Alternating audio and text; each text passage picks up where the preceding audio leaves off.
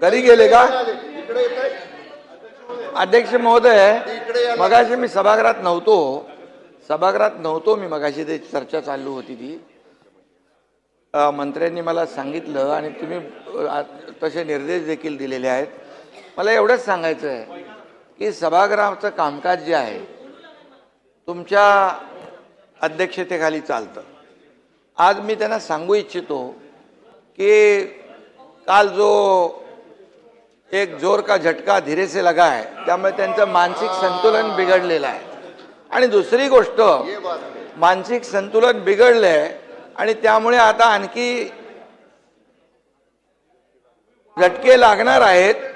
अध्यक्ष महोदय, तुम्ही सभागृहाचं कामकाज नियमानुसार चालवता आणि आजपर्यंत तुम्ही दिलेले निर्देश आणि तुमच्या अध्यक्षतेखाली या सगळ्या विरोधी पक्षाला देखील त्यांचे मांडण्यासाठी, प्रश्न मांडण्यासाठी जो काही वेळ देता तो आतापर्यंत कधी विजय भाऊ दिला होता का?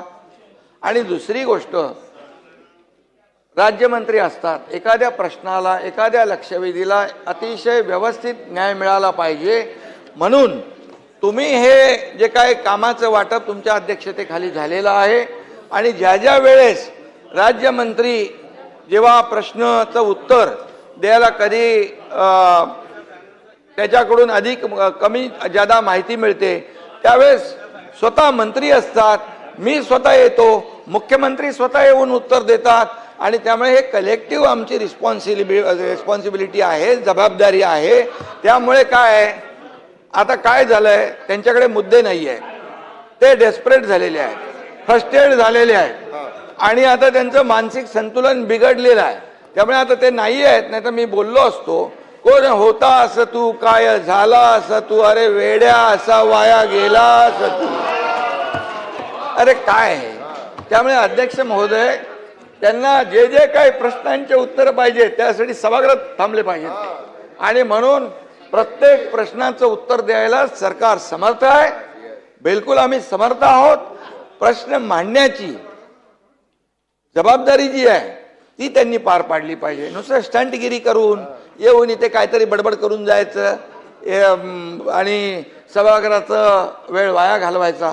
आणि म्हणून मी आपल्याला सांगतो, विजय भाऊ तुम्ही समजदार आहे, तिथे जयंतराव, नाना भाऊ, तुम्ही बी त्यांच्या नादाला लागले, काय पोराटोरांच्या नादाला लागतात असं काय. त्यामुळे अध्यक्ष महोदय, पूर्णपणे या ठिकाणी सभागृहामध्ये विरोधी पक्ष जे जे काही या शेतकऱ्यांचे प्रश्न मांडा, या महाराष्ट्रातल्या जनतेचे प्रश्न मांडा, जिथे शेतकऱ्यांच्या अडचणी आहेत ते प्रश्न मांडा, त्याला उत्तर द्यायला आम्ही लोक खंबीर आहोत. सरकार खंबीर आहे. प्रत्येक याला पैसे शेतकऱ्यांना आतापर्यंत, नाना भाऊ, आतापर्यंतच्या इतिहासामध्ये मी 2.5 वर्ष मुख्यमंत्री होतो, आता देवेंद्रजी काम करता, आतापर्यंतच्या इतिहासात 45,000 कोटी रुपये शेतकऱ्यांना देण्याचं काम केलंय. 15,000 रुपये नुकसान भरपाई. त्यानंतर तुम्हाला सांगतो, पहिलं तुमच्या काळामध्ये NDRFच्या निकषाने पैसे देत होते, आम्ही NDRFच्या दुप्पट केलं, 2 हेक्टरचं 3 हेक्टर केलं. सततच्या पावसाचं नुकसान मिळत नव्हतं ते दिलं. अरे बाबा, गोगलगाईनी केलेलं नुकसान पण मिळत नव्हतं तेही चालू केलं आम्ही. 6,000 रुपये प्रधानमंत्री मोदीजी देतात, 6,000 आपण चालू केले महायुती सरकारने. हे लक्षात ठेवा ना तुम्ही. आणि त्यामुळे काही पैसे नाही दिले, काहीतरी शेतकऱ्यांवर अन्याय केला, हे खोटं नाटक चालणार नाही. महाराष्ट्रातल्या जनतेने दाखवून दिलेलं आहे जागा, तुमची तुम्हाला बोलत नाही, जागा दाखवून दिलेली आहे. आता ही एकदम अशी होत चालली आहे, अगदी इकडे आता इकडे बाहेर पडतील तिकडे. आणि त्यामुळे मी आपल्याला सांगतो, अध्यक्ष महोदयांचा निर्णय अंतिम असतो. अध्यक्ष महोदयांचा निर्णय चुकीचा, अरे तुम्हाला काय बोलायचा अधिकार आहे? अध्यक्ष महोदय, म्हणजे नियमाने हे सभागृह चालतं, हे सभागृह सार्वभौम आहे, याचं पावित्र्य राखणं आपलं काम आहे.